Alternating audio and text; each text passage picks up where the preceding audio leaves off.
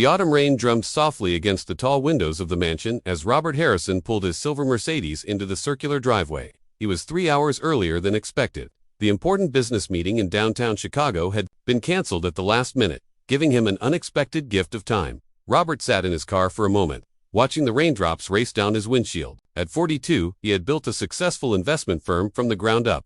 Money was never an issue, but time always seemed to slip through his fingers like sand.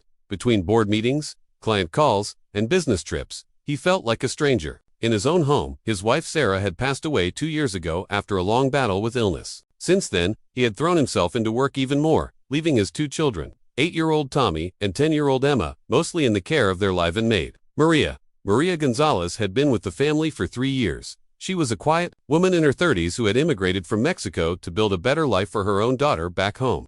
Robert barely knew her beyond her excellent references and her reliable presence in his household. She kept the house spotless, prepared meals on time, and made sure the children were fed and ready for school each morning. As Robert stepped out of his car, he realized how little he actually interacted with Maria or even his own children during the week. Breakfast was usually a quick affair before he rushed to the office.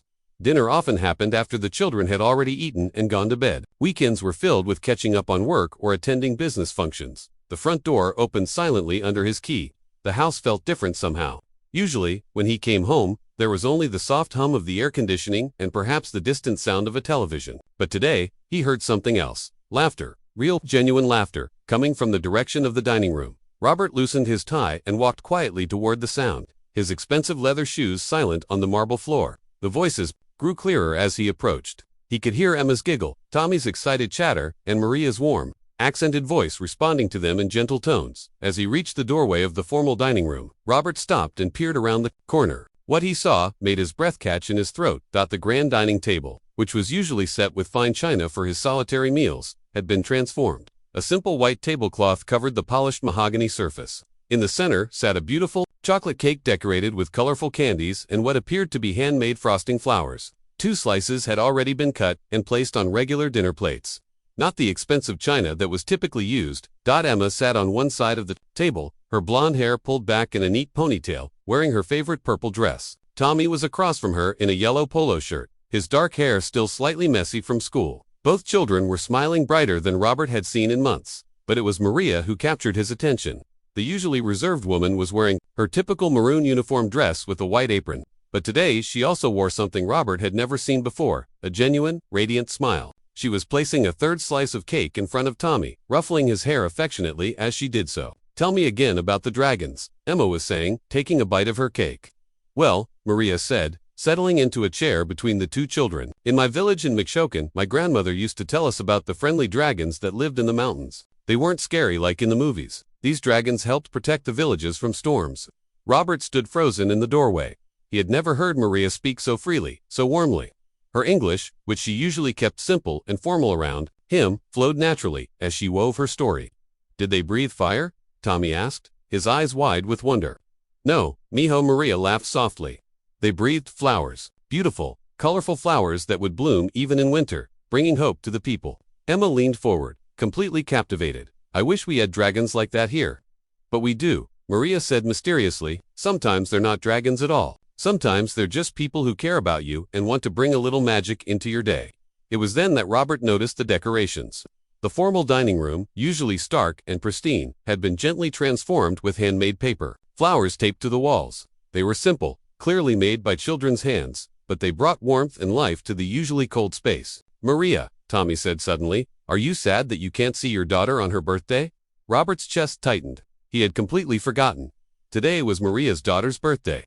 Carmen would be turning 9 today, thousands of miles away in Mexico. Maria's smile faltered for just a moment, but she quickly recovered. "A little mijo, but you know what makes me feel better?" "What?" both children asked in unison. "Celebrating with you too.